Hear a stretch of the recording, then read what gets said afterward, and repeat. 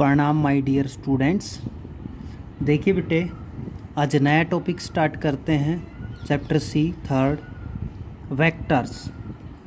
देखिए क्या कुछ होता है वेक्टर्स, क्या कहता है vector, those physical quantity which are having both magnitude and direction. कि वो फिजिकल क्वांटिटी जिनके पास मैग्नीट्यूड भी होता है, डायरेक्शन भी होती है, ठीक है, दोनों चीज़ें हैं, उनको हम क्या बोलते हैं, वेक्टर क्वांटिटी बोलते हैं। जैसे एग्जाम्पल के तौर पे मैंने लिखा वेलोसिटी, फोर्स, डिस्प्लेसमेंट, ये आगे चलती हुई चलेगी अपने पास।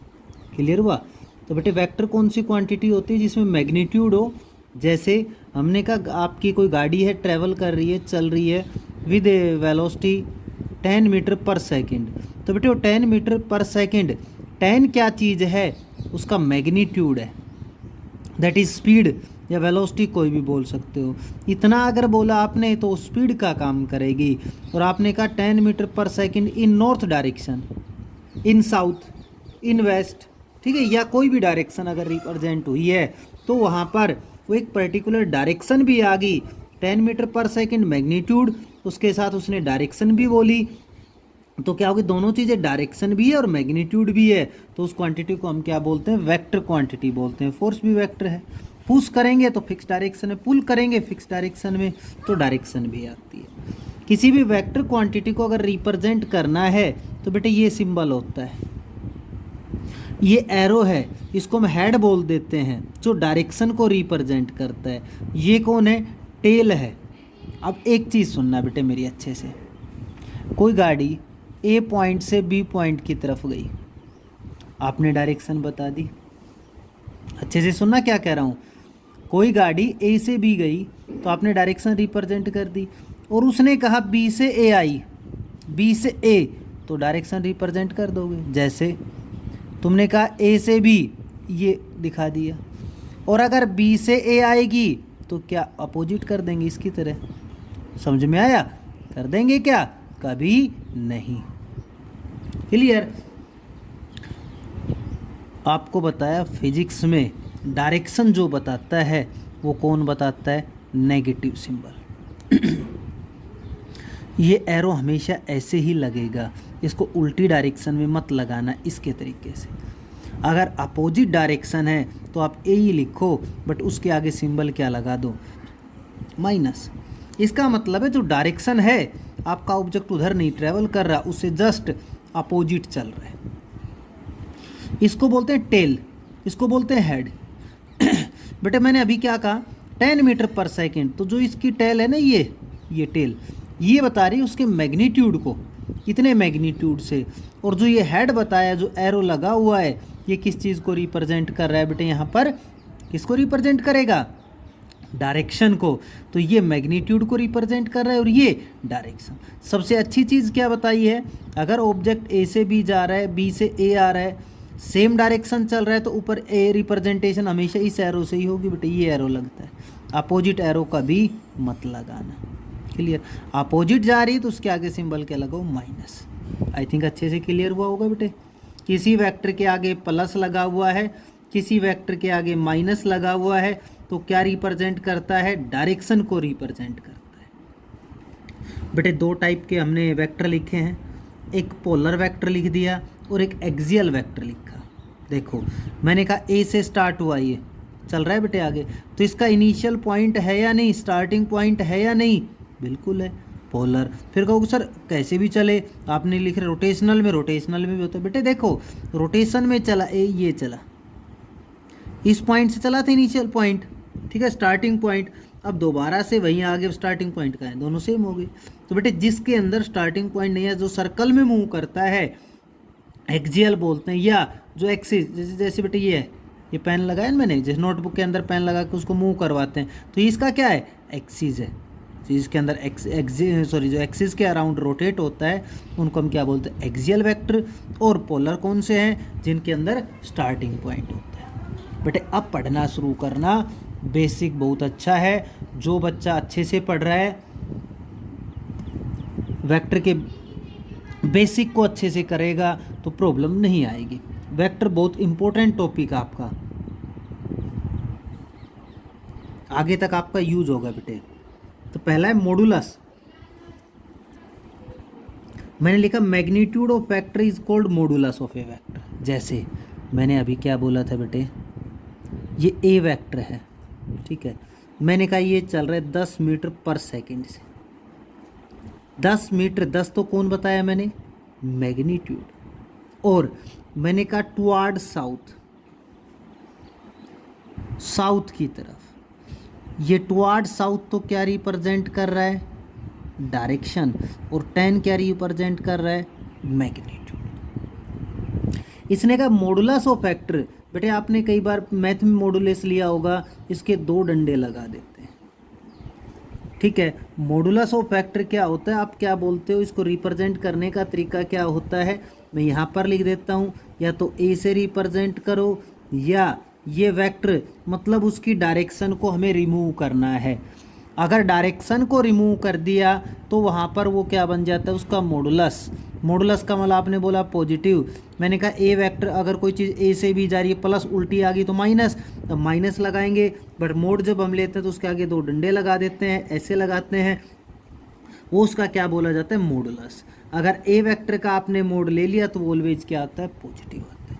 अब मॉडुलस निकालते कैसे हैं, अपने पास सबसे बड़ा पहला क्वेश्चन आ गया, ये ए वेक्टर है। बेटा मैंने 2i और i के ऊपर क्या लगा दिया, एक सिंबल सा लगाया मैंने। अभी नेक्स्ट में पढ़ा रहा हूँ, इसको यूनिट वेक्टर बोलते हैं, अभी पढ़ाऊँगा। 2i + 3j + 4k। इसका मतलब ये है, अगर 2D प्लेन बनाता हूँ मैं, 2D बनाता, अगर यहाँ कोई ऑब्जेक्ट लाई कर रहा है, ये x y और z यहाँ पर लाई करेगा, 2D प्लेन है, ओनली 2D, तो बेटे इसके कोऑर्डिनेट आप 2 3 लिखते हो ना। मैंने लिखा 2 3 4, 2 तो x में, 3 y में और 4 z में, यही लिखा है। आप बोलते हो 2x + 3y अगर 2D होता तो। बेटे ऐसे ही है, 2x i कैप का मतलब कौन सी direction, x direction. j cap का मतलब कौन सी डायरेक्शन, y डायरेक्शन।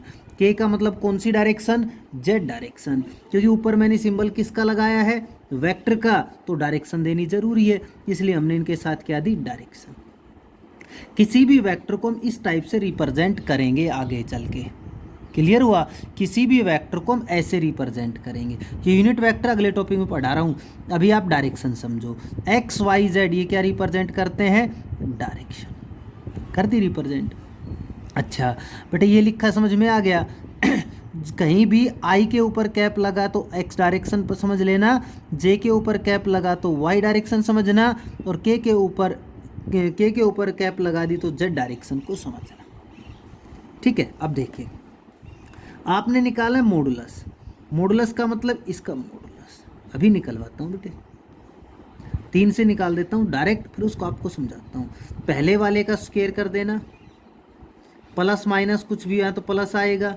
अगर यहाँ -3 होता तो -3 अंदर कर लेते, +3 है तो प्लस, इसका स्क्वायर +4 का स्क्वायर। समझ में आया, x² + y² + z² under the root आ गया।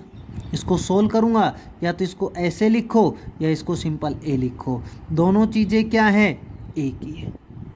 तो बेटे आंसर क्या आया मेरा, √4 + 9 + 16, कितना आंसर आएगा, 29। तो ये 29 इस वेक्टर का क्या है, मैग्नीट्यूड। इस वेक्टर का मैग्नीट्यूड पूछा जाए, मॉडुलस पूछा जाए। देखो अब √29 जो लिखा, क्या इसमें डायरेक्शन है, मैंने डायरेक्शन क्या बताई, x y z i cap j cap k cap कुछ भी है, क्या डायरेक्शन है क्या, आप बोलोगे सर नहीं है। अब ये मैंने किया कैसे, वो चीज़ मैं आपको थोड़ा सा यहाँ समझाता हूँ, दिखाई दे जाएगी आपको, सुनना बेटे। ये 2D प्लेन है, ठीक है, यहाँ कोई ऑब्जेक्ट लाई करे जिसके कोऑर्डिनेट 2 और 3 है। आपने इसकी डिस्टेंस निकालनी है, डिस्टेंस का मतलब आप यही निकालोगे, मैग्नीट्यूड, इस पॉइंट का मैग्नीट्यूड, मैग्नीट्यूड डिस्टेंस। बेटे ये 2 ये 3 कैसे करेंगे, डायगोनल, ये अगर आप इसको ट्रायंगल मान रहे तो ट्रायंगल में ये आपके पास बेस, ये परपेंडिकुलर हाइपोटेन्यूज बना, और हाइपोटेन्यूज को कैसे सोल्व करते हैं, बेस का स्क्वायर प्लस परपेंडिकुलर का स्क्वायर, यही तो मैंने किया यहाँ, बेस का square plus perpendicular 2D 3D 30 निकाल दिया। ये डायगोनल बन गया। अगर इसको मैं स्क्वायर बना दूँ, रेक्टेंगल बना लूँ, तो इसका क्या है ये डायगोनल, डायगोनल ऐसे निकालते हैं बेटे, तो अपने पास ये सॉल्यूशन आता है। क्या चीज़ है ये, मॉडुलस ऑफ ए वेक्टर। अच्छे से समझ में आया। अगर ये समझ में आया, क्योंकि बार बार आगे जितना चलूँगा, दोबारा सुन लो, फिर बार बार बोलूँगा मैग्नीट्यूड निकालो, मॉडुलस निकालो या डायरेक्ट निकालूंगा, तो क्या करना है, कुछ नहीं, आई जे के या एक्स हो, यहाँ पर आई कैप हो या एक्स, जो डायरेक्शन बताए उसका स्क्वायर, दूसरे वाले का स्क्वायर, तीसरे वाले का स्क्वायर अंडर दी रूट, उसको सोल्व करेंगे तो क्या बोला जाएगा, उसका मॉडुलस। क्लियर। मॉडुलस बोल दे, मैग्नीट्यूड बोल दे, फिर बोल रहा हूँ मॉडुलस बोल दे या मैग्नीट्यूड बोल दे, दोनों ही क्या होते हैं ये। और सोल्व कैसे करेंगे, पहले का स्क्वायर प्लस दूसरे का प्लस तीसरे का। हाँ, अगर यहाँ पर +3 की बजाय -3 होता तो उसका मतलब है ये आपके प्लस जेड में नहीं, किस में, माइनस जेड में, तो यहाँ माइनस कर लेता, पर माइनस का स्क्वायर करूँगा फिर भी क्या आएगा, प्लस आएगा। ठीक है बेटे, अब आगे करते हैं नेक्स्ट, जिसका नाम है यूनिट वेक्टर। बेटे नाम से क्लियर है, यूनिट, यूनिट का मतलब होता है एक, वेक्टर जिसका मैग्नीट्यूड 1 हो, जिसका मैग्नीट्यूड क्या 1, उसको हम क्या बोलते हैं, यूनिट वेक्टर। और यूनिट वेक्टर को रिप्रेजेंट कैसे करते हैं, ये कुछ भी नहीं है, ये जो ऊपर लगाए थी इसको क्या बोलते हैं, कैप टोपी। ठीक है, a vector of unit magnitude, unit का मतलब 1, जिसका मैग्नीट्यूड 1 हो, and as same direction as that of given vector. जैसे मैंने ये क्या लिखा है, ये यहाँ पर कौन है, ये ए वेक्टर है, ठीक है, और ये क्या है, इस वेक्टर का क्या है, यूनिट वेक्टर। यूनिट का मतलब 1, ये ए क्या रिप्रेजेंट कर रहा है, ये कह रहा है इसका मैग्नीट्यूड 1 है, बट ये चल किधर रहा है, जिधर आपका ए वेक्टर चल रहा है।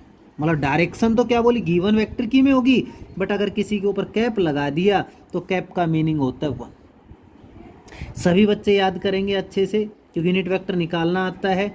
ठीक है, सोल्व करना पड़ेगा, आगे चलेंगे तब।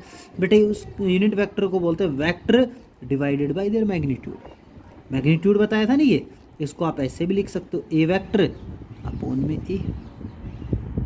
आए समझ में, दोबारा सुनो, यूनिट वेक्टर क्या होता है, ये वेक्टर केवल रिप्रेजेंट किया जाता है डायरेक्शन के लिए। This vector is use to describe the direction of vector. किसी वेक्टर की डायरेक्शन को देने के लिए हम यूनिट वेक्टर का यूज करते हैं, क्योंकि मैग्नीट्यूड तो 1 है, उससे इस पर कोई इफेक्ट पड़ता नहीं। अच्छा हो गया। निकालते कैसे, उस वेक्टर को उसके मैग्नीट्यूड से अगर डिवाइड कर देंगे तो अपने पास कौन आता है, यूनिट वेक्टर। जैसे अभी मैंने वेक्टर पीछे वाले क्वेश्चंस में लिया 2i cap plus 3j cap plus 4k cap. अब देखो समझ आया, इसके ऊपर कैप लगाई, कैप का मतलब ये यूनिट वेक्टर है। ये क्या है, यूनिट वेक्टर। क्या चीज़ है ये, यूनिट वेक्टर। कौन सी डायरेक्शन में है, एक्स डायरेक्शन। क्लियर कर सकते हो। ये कौन है, जे कैप, यूनिट वेक्टर, मैग्नीट्यूड कितना है 1, कौन सी डायरेक्शन में, वाई में। के कैप यूनिट वेक्टर है, जेड डायरेक्शन में, ठीक है, मैग्नीट्यूड कितना इसका 1। ये केवल इसका मैग्नीट्यूड बोल रहा हूँ ना, कि ये इसका मीनिंग हुआ जेड डायरेक्शन में कितना है 4, वाई डायरेक्शन में कितना 3, एक्स डायरेक्शन में कितना 2। मैं इसका मैग्नीट्यूड 1 बोल रहा हूँ। कभी सोचो सर इसका तो 2, हाँ 2 है, एक्स डायरेक्शन में 2 जाना, बट ये रिप्रेजेंट क्या कर रहा है, आपको जाना किस में है, एक्स डायरेक्शन को रिप्रेजेंट कर रहा है। क्लियर। यूनिट वेक्टर निकालेंगे तो बेटे वेक्टर तो ये रहा, अब इसका मैग्नीट्यूड निकालने की जरूरत है। मैग्नीट्यूड कैसे निकालना बताया आपको मैंने, इसको माइनस लिख लेता हूँ, माइनस करके दिखाता हूँ। 2 का स्क्वायर प्लस -3 का स्क्वायर प्लस 4 का स्क्वायर। अभी सोल्व किया था मैंने और ये √29 आया था। 4 + 9 + 16, 16 + 4 20 और 9 29। अच्छा, ए यूनिट वेक्टर कितना बनेगा, देखिए बेटे क्या होता है, वेक्टर को उसके मैग्नीट्यूड से डिवाइड कर दो, ये मैग्नीट्यूड, ये खाली ए लिख दो।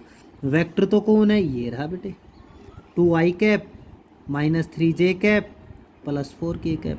वेक्टर बोलने का मतलब है उसके अंदर डायरेक्शन जरूर आएगी। अपॉन मैग्नीट्यूड, मैग्नीट्यूड कितना है बेटे √29। समझ आया आपको। तो कभी भी किसी का यूनिट वेक्टर निकालना आता है तो आप क्या करोगे, वेक्टर को उसके मैग्नीट्यूड से क्या कर देंगे, डिवाइड कर देंगे। समझ आया बेटे, क्लियर है। जैसे मैंने कह दिया ये पी वेक्टर है, आई कैप माइनस जे कैप माइनस के कैप, ठीक है। इसका यूनिट वेक्टर निकालो, पहले इसका क्या निकालो, मैग्नीट्यूड। तो मैग्नीट्यूड कितना होगा, 1 + 1 + 1, इसके आगे कितना है 1, 1 का स्क्वायर 1, -1 का स्क्वायर करूँगा 1, -1 का स्क्वायर करूँगा 1 आएगा। तो ये कितना आ गया बेटे, √3 आ गया। अगर इसका यूनिट वेक्टर निकालना है तो क्या बन जाएगा, i - j - k divided by √3। I think बच्चों को समझ आया होगा कि यूनिट वेक्टर है क्या। नेक्स्ट आता है इक्वल वेक्टर। बेटे नाम से ही क्लियर, इक्वल, इक्वल का मतलब सेम। क्या सेम, मैग्नीट्यूड सेम और डायरेक्शन सेम। जैसे एक वेक्टर ये लिया, इसके ऊपर ही ले लेता हूँ, ये लो, देखो बेटे ये डिस्टेंस और ये दोनों बराबर होनी चाहिए, छोटी बड़ी नहीं, दोनों क्या होनी चाहिए, बराबर सी, सेम है। इसको हम ऐसे भी लिख सकते हैं, दोनों की डायरेक्शन सेम, दोनों का मैग्नीट्यूड सेम, तो इसलिए हमने इसको क्या बोला, इक्वल वेक्टर। इक्वल का मतलब बराबर, एक जैसा, कोई चेंज नहीं है। नेगेटिव वेक्टर जिसका मैग्नीट्यूड बेटी एरो रिप्रेजेंट करती है ना, मैग्नीट्यूड तो क्या हो, सेम। नेगेटिव का मतलब अपोजिट किस में हो, डायरेक्शन। जैसे ठीक किया, तो बराबर लंबाई है दोनों की, मतलब मैग्नीट्यूड बराबर है, बट एरो दोनों का अपोजिट कर दिया तो डायरेक्शन में क्या होगी, अपोजिट। ठीक है, नेगेटिव वेक्टर डायरेक्शन अपोजिट हो। अब मत कह देना सर आप थोड़ी देर पहले कह रहे थे इसको अपोजिट, बेटे ये अपोजिट नहीं किया मैंने, ये डायरेक्शन अगर रिप्रेजेंट करूंगा तो इसको मैं क्या लिखूंगा, -a वेक्टर लिखूंगा। ठीक है, अगर ये a वेक्टर है ना तो इसको लिखूंगा -a वेक्टर। माइनस का मतलब क्या है कि इसका मैंने डायरेक्शन चेंज कर दी, मुंह घुमा दिया है, वेक्टर भाई। ठीक है, आगे पढ़ते हैं अगले वेक्टर। नेक्स्ट पढ़िए बेटे, नाम से क्लियर होना चाहिए। को का मतलब होता है सेम, एक। इनिशियल का मतलब जहाँ से चलते हैं, को इनिशियल वेक्टर, जिस पॉइंट से चले वो पॉइंट दोनों को का मतलब सेम हो। If their initial point is common, जैसे मैंने कहा ये हमारा घर है, ठीक है, मेरे घर से मैं और मेरे पापा दोनों हम काम के ऊपर जा रहे हैं, ओ पॉइंट से चले तो सेम पॉइंट से ना। मैं स्कूल आ गया, पापा अपने जॉब पे चले गए, दोनों की डायरेक्शन अलग हो गई, क्लियर। बट दोनों वेक्टर एक पॉइंट से चलना स्टार्ट हुए ना, तो इन दोनों को हम क्या बोलते हैं, को इनिशियल वेक्टर। को का मतलब सेम। को लीनियर, को का मतलब सेम, लीनियर का मतलब एक जैसा। मैग्नीट्यूड इक्वल और अनइक्वल हो सकता है but acting along parallel straight lines. मतलब बेटे एक वेक्टर ये, दूसरा वेक्टर ये, ठीक है, ये ए वेक्टर, ये बी वेक्टर, ये ए वेक्टर, ये बी वेक्टर नाम रख दो। देखो ये पैरेलल है या नहीं, ठीक है। पैरेलल का मतलब होता है एक दूसरा, पैरेलल और एंटी पैरेलल बस डायरेक्शन घुमा दूंगा और कुछ नहीं है, डायरेक्शन अपोजिट कर दो, है दो एक दूसरे के पैरेलल ही बोले जाते हैं। जब एंगल आपका 0 डिग्री या 180, इनके बीच में एंगल कितना है, 0 डिग्री। अगर डायरेक्शन चेंज कर दो तो एंगल 180 बन जाता है और कुछ नहीं, बट हैं क्या वो पैरेलल्स। इनको क्या बोलते हैं, मैग्नीट्यूड अलग अलग है बट डायरेक्शन क्या है, सेम। डायरेक्शन क्या हो सकती है, opposite, but they are acting parallel straight lines, दोनों पैरेलल लाइंस होंगी, नहीं स्ट्रेट लाइंस। नेक्स्ट देखिए, को प्लेनर।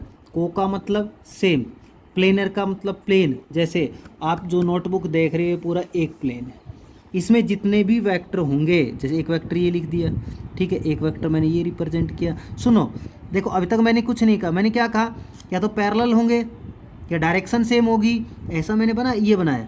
इनका इनिशियल पॉइंट क्या है, थोड़ा नीचे करिए, इनका इनिशियल पॉइंट क्या था, सेम, बट ये बिल्कुल अलग दिखा दिया, और अलग दिखाने के लिए लीजिए। अब ये जो वेक्टर हैं ये एक प्लेन में लाई कर रहे हैं, ये भी एक प्लेन है, ऊपर वाला भी सेम प्लेन है। कैसे भी हो अगर प्लेन सेम है तो उसको क्या बोलते हैं, को प्लेनर वेक्टर्स बोलते हैं। समझाया बेटे। लास्ट दो और देखो, इसके बाद कल पढ़ाएंगे। Localise vector whose initial point is fixed, जिसका इनिशियल पॉइंट फिक्स होगा, ठीक है, जैसे ऊपर आपने देखा कोई भी वेक्टर मान लेना जिसका इनिशियल पॉइंट फिक्स है तो उसको लोकेलाइज बोलेंगे, और जिन वेक्टर के लिए इनिशियल पॉइंट फिक्स नहीं है उनको हम नॉन लोकेलाइज वेक्टर बोलते हैं। समझ आ गया बेटे? वेक्टर्स का टॉपिक आज बेसिक करवाया है। ठीक है बेटे, विश्वास करता हूँ सभी बच्चे बहुत अच्छे से करेंगे, बहुत अच्छे से करना बेटे। एक बार बेसिक अच्छे से कर लो, आगे इंटरेस्ट आएंगे, मज़े आएंगे। दो मेन चीज़ें बताई हैं आज, ढंग से सुन लेना। मैग्नीट्यूड ऑफ वेक्टर कल की वीडियो में करवाएंगे, मैग्नीट्यूड कैसे निकालते हैं सभी बच्चों को आना चाहिए। Under root first x square plus y square plus z square, पहले का स्क्वायर दूसरे का स्क्वायर तीसरे का, बीच में प्लस लगेगा, माइनस है तो वो माइनस स्क्वायर बन के प्लस बन जाता है। ठीक है, और दूसरा यूनिट वेक्टर कि vector divided by there magnitude. Okay बेटे।